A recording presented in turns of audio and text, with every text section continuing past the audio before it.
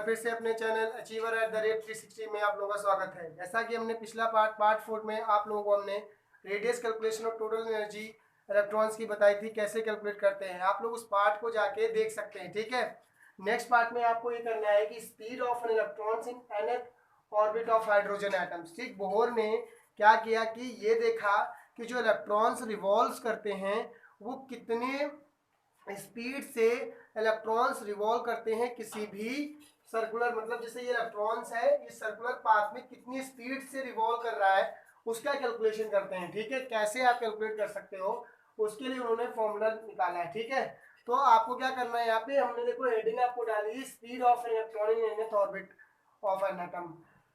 और उसके बाद भी एक चीज देखो, आपको एक और चीज है जो क्वेश्चन आपके बोर्ड में पूछा जाता है, उसको मैं आपको बताता हूँ कैसे करना है। ठीक है, या जो लास्ट टाइम में बताऊंगा, अभी देखना क्या है। पहले आपको क्या करना है, according to the Bohr model, according to the Bohr model, ठीक है, जो बोहर मॉडल है, ठीक, बोहर मॉडल के अकॉर्डिंग अगर आप लोग करोगे तो सेंट्रीपिटल फोर्स जो है वो इलेक्ट्रोस्टैटिक फोर्स के बराबर होता है, यही कहता है बोहर मॉडल। ठीक है, तो आप क्या करोगे, सेंट्रीपिटल फोर्स को हमने mv²/r पढ़ाया है, यहाँ इसको n एक मिनट के लिए मान लो, ये भी n था। यहाँ से इलेक्ट्रोस्टैटिक में आप लोग 1/4πε0 लिखना चाहो लिख लो, और यहाँ पे आपका k z² सॉरी k अब नहीं आएगा क्योंकि z²/r n का स्क्वायर हो जाएगा। ठीक है, अब मैं आपसे ये कहूंगा ये rn से ये rn को आप कट कर दीजिएगा, तो यहां से आपका आ जाएगा mvn का square is equal to 1/4πε0 z² ठीक है, ये m क्या करेगा, उधर जाके डिवाइड में चला जाएगा, तो vn का square is equal to 1/4πε0 z² हो जाएगा। ठीक है, यहां तक आप लोगों को समझ में आ रहा है। अब आपको क्या करना है, यहाँ पे Rn की जो वैल्यू होती थी वो आप पुट कर सकते हो। ठीक है, Rn की वैल्यू आप यहाँ पे क्या कर सकते हो, पुट कर सकते हो। कैसे पुट करोगे, देखिए मैंने स्टार्टिंग में लिख के रखा है, जैसे आप लोग पहले हम लोग एक वैल्यू कैलकुलेट करवाए थे, ε0 n² h² π m z²।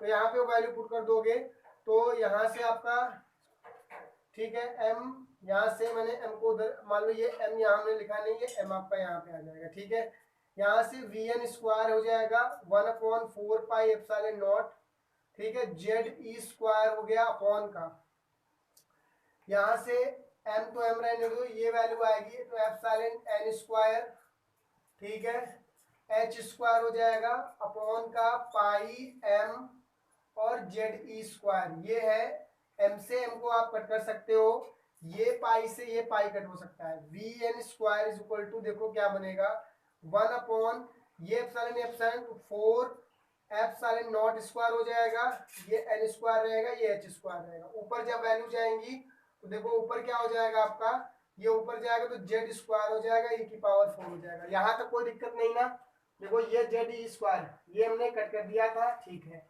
vn² is equal to ze² e⁴ upon 4 πε² pi तो है नहीं अब, और n² और h²। अब एक चीज देखो, यहाँ पे सबका स्क्वायर, तो यहाँ से स्क्वायर रूट हटेगा, मतलब मैं स्क्वायर यहाँ से हटाऊंगा और रूट लग जाएगा, मतलब आप मैं यहाँ से लिख दे रहा हूँ उस वैल्यूज को। ठीक है, दिख रहा है नहीं दिख रहा है, ठीक है दिख रहा है। अब क्या करना है आपको, यहाँ से vn is equal to under root में रख दीजिएगा ze², सॉरी बार बार आ जा रहा है, z² e⁴ अपॉन 4 ε0² n² और h²। ठीक है, यहाँ तक समझ सबको आया। अब आपको क्या करना है, z और ये सारे नंबर्स आपको बाहर ले लेना है, तो यहाँ से z हो जाएगा e⁴ बचेगा अपॉन का 4 मतलब 2 बचेगा, यहाँ ε0 बचेगा, यहाँ n बचेगा, यहाँ पे h² मतलब h बचेगा। अब कांस्टेंट पुटिंग कांस्टेंट वैल्यू,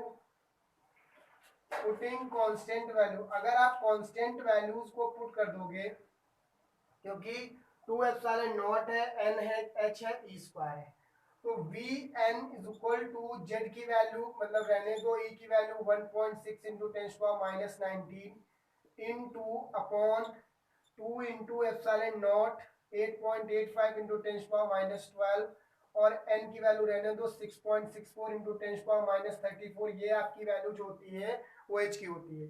जब ये सारी वैल्यूज आप पुट करोगे तो 2 इंटू 10⁻6 जेड या जेड, ठीक है, जेड बाई एन आ जाएगा। ठीक है, अब मैं अगर हाइड्रोजन के लिए बात करूंगा, for hydrogen H equal to बोलो पहली सेल में कैलकुलेट करा तो n की वैल्यू 1, मतलब V1 is equal to 2 into 10⁻6 metre पर सेकेंड।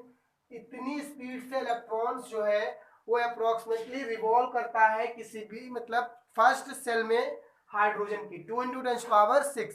अब देखो क्या होता है कि ये स्पीड तो कैलकुलेट हो गई और ये फॉर्मूला आपको याद रख लेना है। ठीक है, ये फॉर्मूला आपको याद रख लेना है और स्पीड कैलकुलेट हो गई।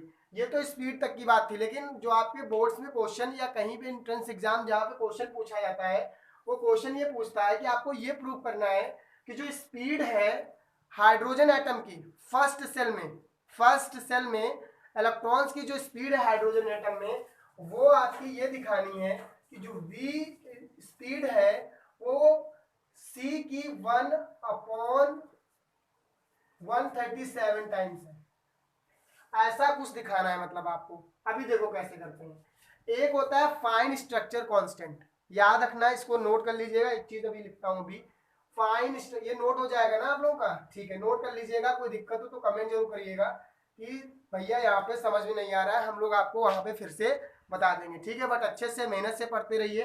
ठीक, नेक्स्ट में आपको क्या करना रहता है कि फाइन स्ट्रक्चर, ठीक है, मतलब फाइन स्ट्रक्चर कांस्टेंट क्या होता है अभी बताता हूं। Structure constant, fine structure constant क्या होता है ये बात याद रखना है। तो याद रखना, it is the ratio of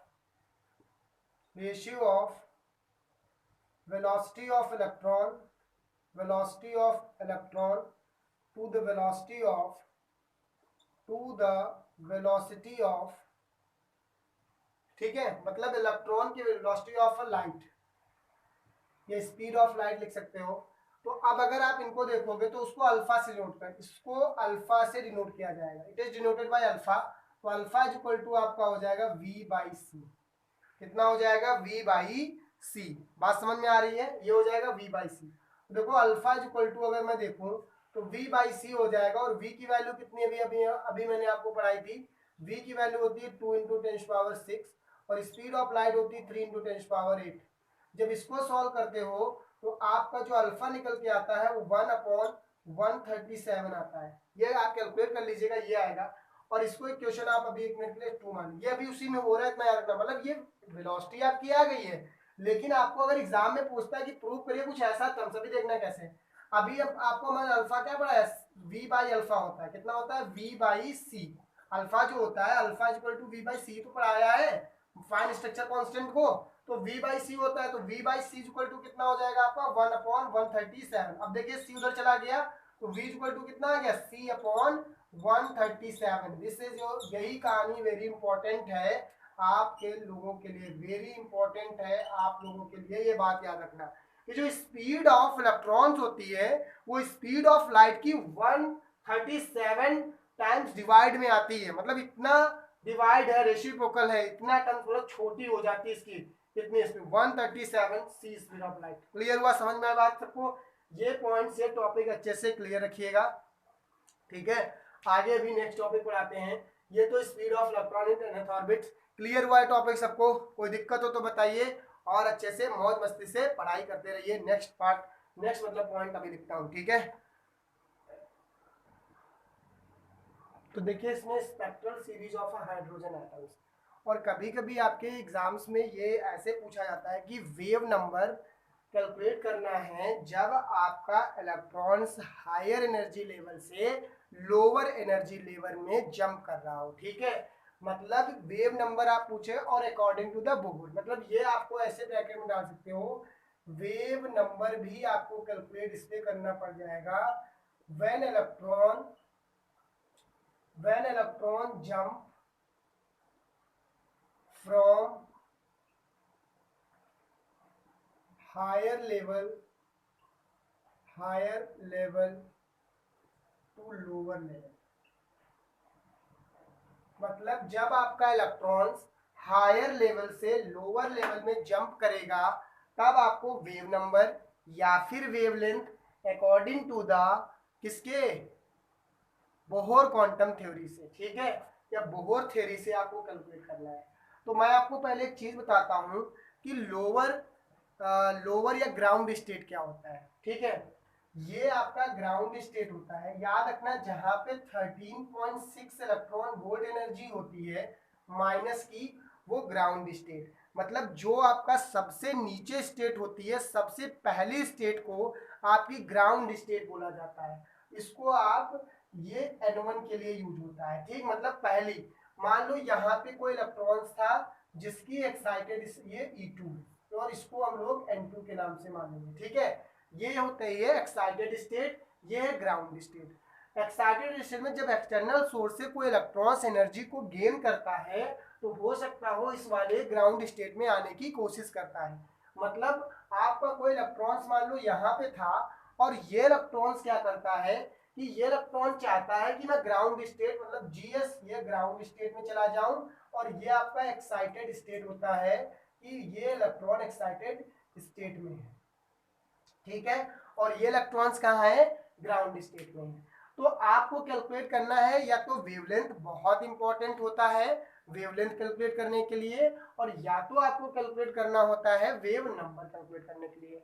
इसके बेसिस पे हम आगे आप लोगों को कैलकुलेशन कराएंगे, Lyman series, Balmer series, Paschen, Pfund, ठीक है, ये सीरीज की वेवलेंथ कैसे कैलकुलेट करते हैं वो हम इसी फॉर्मूले जो डिराइव करेंगे उसके बेसिस पे वहां पे करेंगे। उसके बाद हमारा चैप्टर ये एटम्स कंप्लीट हो जाएगा और हम उसके आपको न्यूमेरिकल्स करवा देंगे। क्लियर हुआ सबको आप लोगों को, ठीक है। ये क्या होता है कि एक्साइटेड स्टेट से इलेक्ट्रॉन जो होता है वो आपका ग्राउंड स्टेट की तरफ मान लो आता है, ठीक है। ये इलेक्ट्रॉन मैंने मान लिया ये ग्राउंड स्टेट, तो जब यहाँ पे आपका इलेक्ट्रॉन था उसकी एनर्जी हम लोग मानते हैं E2 है, और यहाँ पे जब आपका इलेक्ट्रॉन था उसकी एनर्जी हम मानते हैं E1 है। मतलब इलेक्ट्रॉन जब यहाँ आता है तो उसकी एनर्जी E1, मैंने कहा E1 की एनर्जी आप लोग पढ़ाई है, पीछे जाके आप मेरा पार्ट जरूर देख सकते हो, अगर वो पार्ट आपको समझ में आएगा तो ये जरूर आएगा, ठीक है, जरूर देखिएगा। आपसे मेरी रिक्वेस्ट है कि जितने हम लोग पार्ट आप अभी तक अपलोड किए हैं अपने फ्रेंड्स को, अपने दोस्तों को, जान पहचान वालों को जरूर शेयर करें और उसको एक बार जरूर देखने की कोशिश करें कि हम लोग कैसे पढ़ा रहे हैं। आप जरूर कमेंट करिएगा, अगर उसमें कोई गलती आपको दिखती है तो आप जरूर उसमें कमेंट करके बताइएगा कि सर या भैया आपको यहाँ पे ये चीज सुधारने की जरूरत है, ठीक है। अब यहाँ पे क्या है, ये E2 है और ये क्या है, E1 है।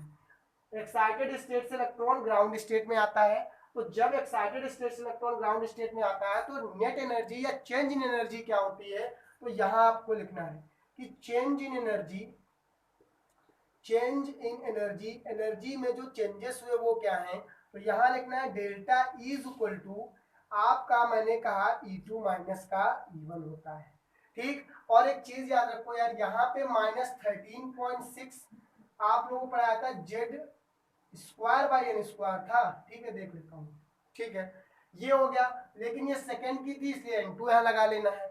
ऐसे यहाँ पे अगर ये आपका E2 है, ये E2 एनर्जी है, और E1 एनर्जी कितनी हो जाएगी आपकी माइनस का 13.6 जेड स्क्वायर बाई N1 का स्क्वायर। जेड तो ये हाइड्रोजन एटम्स के लिए देखो यहाँ लिखा है हाइड्रोजन एटम, तो जेड तो हमें अभी जेड की वैल्यू 1 कर देनी है, कोई दिक्कत नहीं करनी है।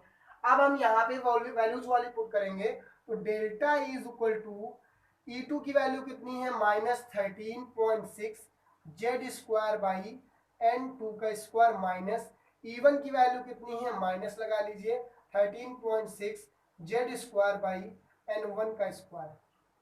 यहां तक क्लियर हुआ आप लोगों को, तो डेल्टा इज इक्वल टू आपका हो जाएगा -13.6 जेड स्क्वायर अपॉन N2 का square minus minus plus 13.6 Z square by N1 का स्क्वायर। यहां तक क्लियर हुआ सबको।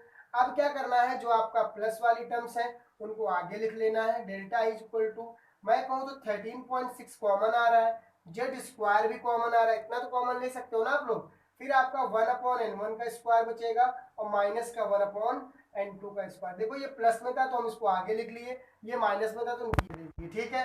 यहाँ तक। अब यार हम लोग पिछले चैप्टर में पढ़ते हैं delta is equal to H C by lambda होता है, या न्यू एच न्यू भी पढ़ते हो आप लोग, दोनों टर्म्स पढ़ते हो ना। Delta is equal to Planck constant, जब प्लैंक थ्योरी पढ़ाए थे, प्लैंक क्वांटम थ्योरी में डेल्टा या E is equal to H nu by lambda, H C by lambda पढ़ाए थे।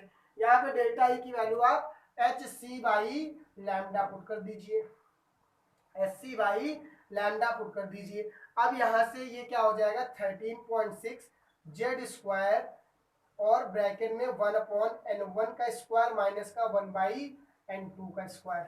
n1 और n2 पता है, n1 is the ground state होता है और n2 आपका क्या होता है, ठीक है, n2 आपका क्या होता है एक्साइटेड स्टेट। जो अभी आपको पढ़ा है एक्साइटेड स्टेट आपकी 3 भी हो सकती है, 4 भी हो सकती है, 5 भी हो सकती है, 6 भी। Ground state is the fix state है आपकी, मान लो ये। लेकिन बाल्मर क्वेश्चन जब बताएंगे तो उसका भी मतलब बताएंगे, कैसे आप वहाँ पे क्वेश्चंस को अप्लाई करोगे, लगाओगे कैसे, कैसे आपको क्वेश्चन सॉल्व करने हैं। बात क्लियर हुई यहाँ तक। H C by lambda equal to 13.6 Z square 1/n1 square minus 1/n2 square. यहाँ तक आया समझ में सबको। अब देखो क्या करना है, ये एच सी मल्टीप्लाई में जाके डिवाइड में, मतलब 1 by lambda is equal to 13.6 by H C Z square bracket में 1/n1 square minus 1/n2 square. Clear हुआ यहाँ तक। अब क्या करना है, ये जेड है, हाइड्रोजन के लिए 1 होता है तो ये खत्म हो जाएगा, मतलब 1 by lambda is equal to 13.6 upon H C bracket में 1/n1 square minus 1/n2 square. ये सारी वैल्यूज हटा दूंगा और डायरेक्ट मैं एक चीज लिखूंगा 1 by lambda is equal to R और ब्रैकेट में 1/n1 का स्क्वायर माइनस का 1/n2 का स्क्वायर। ठीक है, क्लियर हुआ यहाँ तक, समझ में आई बात। वे अब देखो लैम्डा इज इक्वल टू, मैं न्यू बार भी लिख दूंगा, न्यू पे बार लगा दो और यहाँ पे 1 बाई लैम्डा लिख दो इक्वल टू आर लिख दो और ब्रैकेट में 1/n1 square minus 1/n2 square. क्योंकि हम लोग 11 में पढ़ के आते हैं कि 1 by lambda is equal to wave number होता है, जिसको आप लोग न्यू बार, और यहाँ पे हमें वेव नंबर की बात करता था, तो 1 by lambda is equal to nu bar होता है, तो देखो हमने nu bar is equal to 1 by lambda मतलब बराबर रख दिया। और आर आपका क्या होता है ये लिख लेना, आर आपका होता है रेडबर्ग कांस्टेंट। रेडबर्ग आपका कांस्टेंट होता है, ठीक है, आर आपका रेडबर्ग कांस्टेंट होता है, जिसकी वैल्यू याद रखना 1.09876 इंटू 10⁻7 होती है, 1.0896 इंटू 10⁻7 पर मीटर, मान लो ये है, ठीक है। ये वैल्यू जिसकी होती है, ये वैल्यू आप वहां पुट कर दोगे जाके तो आपका रेडबर्ग कांस्टेंट आएगा यूज करने के लिए। ये फॉर्मूला आपको याद रखना है, ये फॉर्मूला आपको यूज करना पड़ेगा। अभी डायमंड क्वेश्चन आगे सीरीज पढ़नी है उसके लिए, मतलब समझ में आई कि आपको स्पेक्ट्रम हाइड्रोजन एटम्स के लिए जो वैल्यू लिखनी है कि हायर एक्साइटेड स्टेट से ग्राउंड स्टेट में कोई इलेक्ट्रॉन्स आता है तो उसके लिए न्यू बार या 1 by lambda equal to R 1/n1 square minus 1/n2 square होता है। n1 आपका लिख लीजिए आपका ग्राउंड स्टेट होता है और आपका n2 लिख लीजिए आपका एक्साइटेड स्टेट, कोई भी हो सकता है, एक्साइटेड स्टेट आपका 3 भी हो सकता है, 2 भी हो सकता है, 4 भी हो सकता है, 5 भी हो सकता है। यहाँ तक सबको क्लियर हुआ इस बात को। ये वेव नंबर हमने कैलकुलेट कर लिए, एग्जाम में ऐसे क्वेश्चंस पूछे जाते हैं, ठीक है। आगे अभी इसमें क्वेश्चंस मतलब नहीं करते हैं, लेकिन अभी आपको बाल्मर क्वेश्चन सीरीज के बारे में हम बताएंगे इसके, ठीक है, नेक्स्ट पार्ट में बताने की कोशिश पूरी करेंगे। समझ बात आ गई। अच्छे से इस वीडियो को देखते रहिए और अच्छे से पढ़ाई करते रहिए, ठीक है, बाय।